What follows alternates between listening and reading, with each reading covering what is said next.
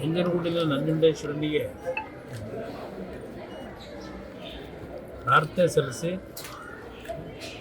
ದೇವರ ಒಂದು ಅನುಗ್ರಹವನ್ನು ಬೇಡ್ತಕ್ಕಂಥದ್ದು ಒಂದು ಭಾಗ. ಅದರ ಜೊತೆಯಲ್ಲಿ ಇವತ್ತು ಕಳೆದ ವಾರ ನನಗೆ ಒಂದು ಮಾಹಿತಿ ಕೊಟ್ಟಂಥದ್ದು ಪಕ್ಷದ ಕಾರ್ಯಕರ್ತರು ನಂಜನಗೂಡಿಗೆ ಸೇರಿರ್ತಕ್ಕಂಥ ಉಳ್ಳಳ್ಳಿ ಗ್ರಾಮದ ಒಂದು ಬಡ ಕುಟುಂಬ. ಆ ಹೆಣ್ಣು ಮಗಳು ಎರಡೂ ಕಾಲಿಲ್ಲ,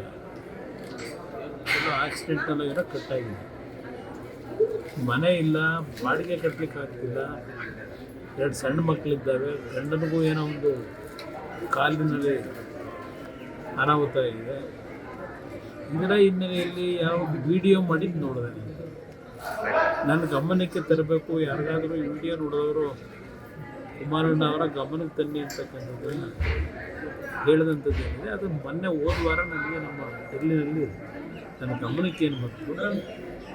ಆ ಹಿನ್ನೆಲೆಯಲ್ಲಿ ನಮಗೆ ನಾಡಿಗೆ ಒಂದು ಎಲ್ಲರಿಗೂ ಶಕ್ತಿ ತುಂಬತಕ್ಕಂಥ ಸುಖ ಶಾಂತಿ ಕೊಡ್ತಕ್ಕಂಥ ದೇವರು ಒಂದು ಬಾರಿ.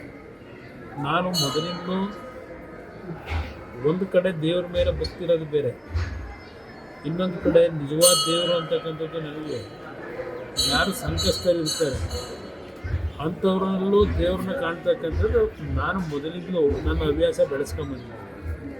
ಆ ಹಿನ್ನೆಲೆಯಲ್ಲಿ ಆ ಕುಟುಂಬದ ಪರಿಸ್ಥಿತಿಗಳಿದೆ ನೋಡಿ ನಾನೇನು ನನ್ನ ಕೈಲಾದ ಮಟ್ಟಿಗೆ ಅವ್ರಿಗೆ ನೆರವು ಕೊಡ್ತಕ್ಕಂಥದ್ದಕ್ಕೆ ಪ್ರಯತ್ನ ಪಡಬೇಕು. ಅವ್ರಿಗೆ ಚರ್ಚೆ ಮಾಡ್ತಕ್ಕಂಥ ಈಗ ಉಳ್ಳಳ್ಳಿಗೆ ಹೋಗ್ತಾರೆ, ಅದು ಮುಗಿಸ್ಕೊಂಡು ದಿಶಾ ಮೀಟಿಂಗ್ ಸಭೆಯಲ್ಲಿ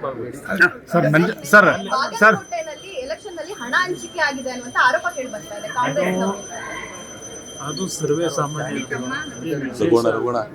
ಚುನಾವಣೆ ನಡೆಯೋ ಪದ್ಧತಿ ಏನು ಅನ್ನೋದು ಪ್ರತಿಯೊಬ್ಬರಿಗೂ ಗೊತ್ತಿರತಕ್ಕಂಥದ್ದು.